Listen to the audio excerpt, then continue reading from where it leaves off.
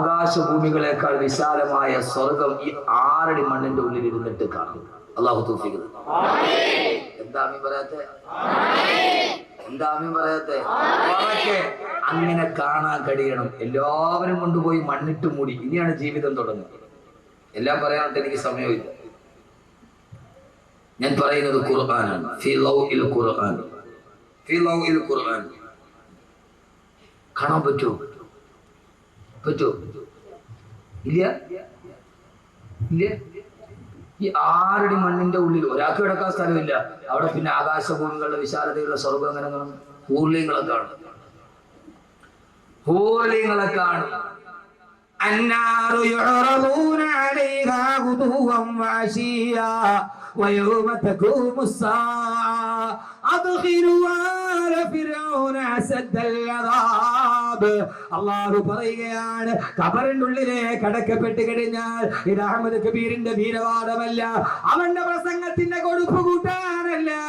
അന്നാറു യുറദൂന അലൈഹാ ഗുദുവൻ വഅശിയാ.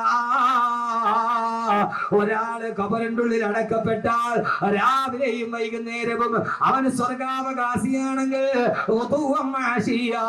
പ്രഭാതത്തിലും പ്രദോഷത്തിലും രാവിലെയും വൈകുന്നേരവും അള്ളാന്റെ മലക്കുകൾ അവനെ സ്വർഗം കാണിച്ചു കൊടുക്കും. അവൻ നരകാവകാശിയാണെങ്കിൽ അള്ളാന്റെ മലക്കുകൾ അവനെ നരകം കാണിച്ചിട്ട് പറയും, എടീ നീ പോകേണ്ട നരകമാണിത്. ഖബറിൽ കിടക്കടാ, ഖബറിൽ കിടക്കടാ, ഖബറിൽ കിടക്കടാ, ഇനി നീ പോകാറുള്ള നരകം ഇതാണെന്ന്.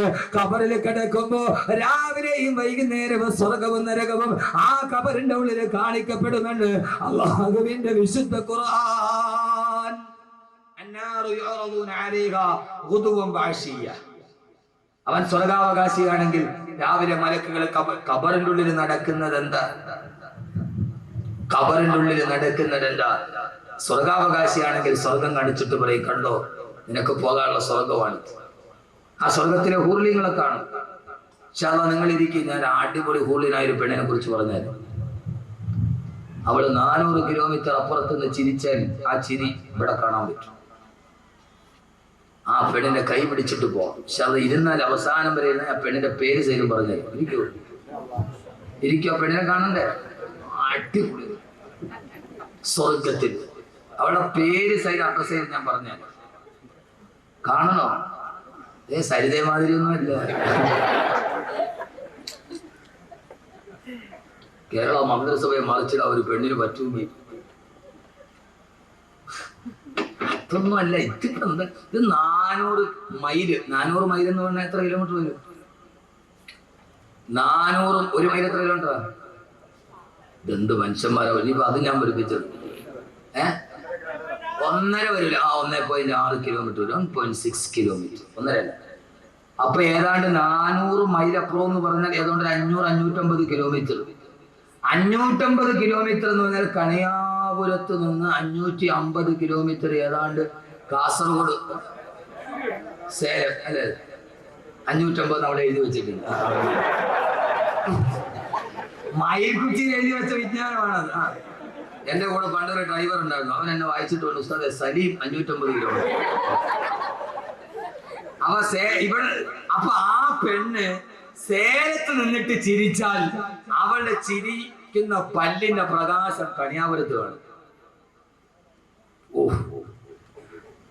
നീ ഇപ്പൊ കൊണ്ടു നടക്കണ പെണ്ണ് 9 മണിക്ക് അവിടെ പോയിട്ട് ചിരിച്ചുകൊണ്ടിരുന്ന അവള് പ്രൈവറ്റ് ബസ്സിൽ വന്ന് കയറി അതങ്ങോട്ട് പോയാൽ കമ്പിയുടെ ഇടയ്ക്കൂടെ പിന്നെ കാണാൻ പറ്റും. ഇരിക്കും, ഞാൻ പറഞ്ഞാൽ അവസാനം വരെ ഇരിക്കൂലോ. അള്ളാഹു തൗഫീഖ് നൽകട്ടെ, അള്ളാഹു തൗഫീഖ് നൽകട്ടെ. ആദരവായ പ്രവാചകൻ നബി മുഹമ്മദ് മുസ്തഫ, ഹബീബായ നബി മുഹമ്മദ് മുസ്തഫ സല്ലല്ലാഹു അലൈഹി വസല്ലമ അല്ലാഹുവിന്റെ പ്രിയപ്പെട്ട സഹാബത്തിനോട് പറഞ്ഞു കൊടുത്തതാണ്, സഹാബ സഹാബ സഹാബ, നാളെ ഖബറിൽ ഇരിക്കുമ്പോ അവൻ ഈ ദുനിയാവിൽ അനുഭവിച്ചതിനേക്കാളേറെ പരലോകത്ത് അനുഭവിക്കാൻ പോകുന്ന സൗഭാഗ്യങ്ങൾ മുഴുവനും അവൻ ഖബറിൽ കണ്ടുകൊണ്ടിരിക്കുമെന്ന് ഹബീബായ നബി മുഹമ്മദ് മുസ്തഫ. ഖബറിലെ സഹോദരങ്ങളെ ഏകാന്തതയല്ല. ഭാര്യയെ വിട്ടുപോയാലും മക്കളെ വിട്ടിട്ട് പോയാലും എല്ലാവരെയും വിട്ടിട്ട് ഏകാന്തതയുടെ ഖബറിൽ കിടന്നാലും ആ ഖബറിൽ നമ്മൾ ഒറ്റയ്ക്കല്ല. ആ ഖബറിൽ രാവിലെയും വൈകുന്നേരവും മലക്കുകൾ വരും, സ്വർഗ്ഗഹൂറിലീങ്ങൾ വരും. അവര് വന്ന് സന്തോഷത്തോടെ വർത്തമാനങ്ങൾ പറയും. പേടിക്കണ്ട, ഇനി നീ വരുമ്പോൾ നിനക്ക് അനുഭവിക്കാനുള്ള സ്വർഗമാണിതെന്ന് ആ ഫിറൗനിന്റെ പതനത്തിന്റെ കഥ പറയുമ്പോ അല്ലാഹുവിന്റെ വിശുദ്ധ ഖുർആൻ, അല്ലാഹുവേ ആരുടെ മണ്ണില് മലന്ന് കിടക്കുമ്പോ ആ സമയത്ത് സ്വർഗത്തിന്റെ കാഴ്ച കണ്ട് ചിന്തിക്കാൻ റബ്ബേ നീ ഞങ്ങൾക്ക് അനുഗ്രഹം നൽകണേ തമ്പുരാനെ, ഞങ്ങൾക്ക് അനുഗ്രഹം നൽകണേ തമ്പുരാനെ, ഞങ്ങൾക്ക് അനുഗ്രഹം നൽകണേ തമ്പുരാനെ. അങ്ങനെ കാലാകാലം കാലാകാലം കിടക്കേണ്ടുന്ന ഖബറിൽ അങ്ങനെ കഴിയുമ്പോഴാണ്, കുറെ നാള് ഖബറിൽ കഴിയുമ്പോഴാണ്. ഖബറിലെ അനുഭവങ്ങളൊക്കെ ധാരാളം പ്രസംഗിച്ചിട്ടുണ്ട്. അങ്ങനെ എല്ലാവരും മരിച്ച് ഏറ്റവും അവസാനം ലോകാവസാനമായി. ലോകാവസാനം കേൾക്കാത്ത ആരെങ്കിലും ഉണ്ടോ കൂട്ടത്തിൽ? ഇല്ലല്ല. അപ്പൊ ലോകാവസാനമൊക്കെ നന്നായിട്ട് പഠിച്ചില്ലേ? ലോകം അവസാനിച്ചു, എല്ലാവരും ഖബറിന്റെ ഉള്ളിൽ കിടക്കുക. എല്ലാവരും എന്ന് പറഞ്ഞ ഞാനും നിങ്ങളും അടക്കമുള്ള സർവ്വ ചരാചരങ്ങളും മണ്ണിന്റെ അടിയിൽ മലന്നടക്കുക. ലോകാവസാനമായി. ഏതാണ്ടൊക്കെ അടുത്ത് അമേരിക്ക സിറിയ ആക്രമിക്കാൻ തീരുമാനിച്ചിട്ട് പിന്തിരിഞ്ഞു എന്നാ പറയുക. ലോകാവസാനത്തിന്റെ രണ്ടടയാളങ്ങൾ ഏതാണ്ട് ഇപ്പൊ വക്കത്തെത്തി നിൽക്കും. ഒന്ന്, അമേരിക്ക സിറിയ ആക്രമിക്കണം. എന്നാലേ ലോകാവസാനത്തിന്റെ അടുത്തടയാളം വരുമ്പോ ഞാൻ പറയാം. ലോകാവസാനം പറയാൻ ബാക്കി വെച്ചത് ഞാൻ ആദ്യം പറയാത്ത പിന്നീട് പറയും. ഇനി അടുത്തൊരു കാസറ്റും കൂടെ ഞാൻ നോക്കുന്നുണ്ട്, ലോകാവസാനം പറയാൻ മറന്നുപോയത്. ബാക്കി വെച്ചതല്ല, പറയാൻ മറന്നുപോയത്. അങ്ങനെ കുറെ കിട്ടിയിട്ടുണ്ട്. എന്റെ പ്രിയപ്പെട്ട, ഒന്ന്, ലോകാവസാനത്തിന്റെ രണ്ടടയാളം നമ്മുടെ മുമ്പിൽ ഇപ്പൊ നിൽപ്പെടുന്നത്. ഒന്ന്, അമേരിക്ക സിറിയ ആക്രമിക്കണം.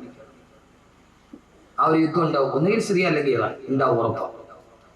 രണ്ട്, മോഡി ഇന്ത്യയുടെ പ്രധാനമന്ത്രി ആവരുന്നല്ല, നരേന്ദ്രമോദി ഇന്ത്യയുടെ പ്രധാനമന്ത്രി ആവണം. എന്നാലേ ലോകം അവസാനിക്കും.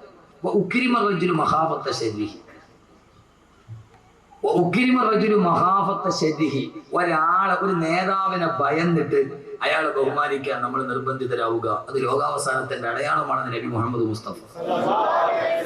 മോഡി ഇന്ത്യയുടെ പ്രധാനമന്ത്രി ആയി എന്ന് കരുതുക. അയാൾ നമ്മുടെ നാട്ടിൽ വന്നാൽ പ്രോട്ടോകോൾ അനുസരിച്ചിട്ട് ഇന്ത്യൻ പ്രൈം മിനിസ്റ്റർ എന്ന രീതിയിൽ അയാൾ ബഹുമാനിക്കാൻ നമ്മൾ ബാധ്യസ്ഥരാണ്, നിർബന്ധിതരാണ്. ലോകം കണ്ട ഹിറ്റ്ലർ കഴിഞ്ഞാൽ ലോകം കണ്ട ഏറ്റവും വലിയ ക്രൂരനായ മനുഷ്യൻ നരേന്ദ്രമോദി. ഹിറ്റ്ലറിനേക്കാൾ ഹിറ്റ്ലറുടെ പ്രേതം ഇന്ത്യയിൽ വന്നതാണ് മോദി. ഹിറ്റ്ലറുടെ പ്രേതം ഇന്ത്യയിൽ വന്നതാണ് മോദി. ആ പ്രേതം കയറി കൂടിയ ശരീരമാണ് മോഡിയുടെ ശരീരം. അയാൾ പ്രധാനമന്ത്രി ആയാലേ ലോകാവസാനത്തിന്റെ അടയാളം ആവും. അവിടെ നിങ്ങൾ പേടിക്കണ്ട, നമ്മൾ പറഞ്ഞിടത്തേക്ക് കാര്യങ്ങൾ വരികയാണ്. നമ്മൾ പറഞ്ഞിടത്തേക്ക് മോഡി പ്രധാനമന്ത്രിയായി നോക്കി ഇന്ത്യയിൽ മുസ്ലിമീങ്ങൾ ആരും കുറഞ്ഞു പോകില്ല. ഫിറഔനിന്റെ കൊട്ടാരത്തിൽ ജനിച്ചവനാണ് മൂസ, ആ മൂസയുടെ അനുയായികളാണ്. ഫിറഔന്റെ ജനിച്ച ഉടനെ തല കൊയ്യാൻ പോയവന്റെ കൊട്ടാരത്തിൽ ജനിച്ച കരീമുല്ലാഹി മൂസാ നബിയുടെ ദീനാണ് നമ്മുടെ ദീൻ. അപ്പൊ അതുകൊണ്ട് അക്കാര്യത്തിലൊന്നും ആരും പേടിക്കേണ്ട ഒരു കാര്യമില്ല. ലോകാവസാനം ഏതായാലും ഉറപ്പാണ്. ഒരടയാളം ഞാൻ പറഞ്ഞുതരാം. പറഞ്ഞതോ? അത് പറയാൻ മറന്നുപോയാലും പറയണം. ഒന്നുകൂടി പറയണോ? അമേരിക്കയുടെ സർവ്വ സേനാ ക്യാമ്പുകളും സൈനിക ക്യാമ്പുകളും ടൈഗ്രീസിന്റെയും യൂഫ്രട്ടീസിന്റെയും തീരത്ത്. ഞാനത് അവനെ വെറുതെ പറഞ്ഞിട്ട് പോകാൻ വന്നതല്ല, വെറുതെ ചിരിച്ചു കളിച്ച് പോകാനാണെങ്കിലും ഓക്കെ. പക്ഷെ 2 മണിക്കൂർ കൊണ്ടൊരു മാറ്റം ഉണ്ടാവും. അമേരിക്കയുടെയും സഖ്യകക്ഷികളുടെയും സർവ്വ സൈനിക ക്യാമ്പുകളും യൂഫ്രട്ടീസ് നദിയുടെയും ടൈഗ്രീസ് നദിയുടെയും തീരത്താണ്. പെണ്ണുകൊല്ലം മനസ്സിലാവുന്നുണ്ടോ? എന്ത് യൂഫ്രട്ടീസ്?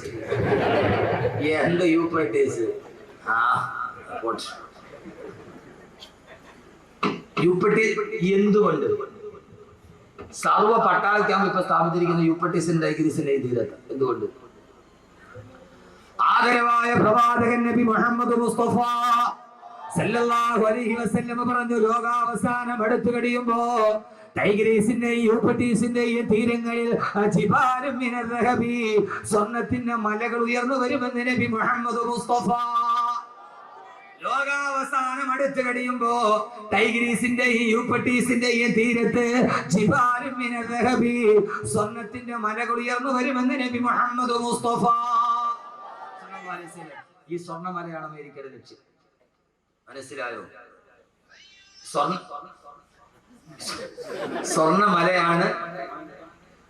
സ്വർണ്ണമലയാണ് അമേരിക്ക ലക്ഷ്യം. അവിടെ ഒരൊറ്റ മുസ്ലിം രാഷ്ട്രത്തിന്റെ പട്ടാളക്കാകുമ്പോ ഇപ്പോൾ ഒരു മുസ്ലിം രാഷ്ട്രത്തിന്റെ പട്ടാളക്കാകുമ്പോ ഇപ്പൊ യൂപ്പട്ടീസിന്റെ ടൈഗ്രീസിനെ തീരത്തുണ്ട്. ഏതോ വെള്ളിയാഴ്ച ജുമയ്ക്ക് വന്നവന് മണക്കാട് ഏതോ എന്റെ ജുമയ്ക്ക് പങ്കെടുക്കാം.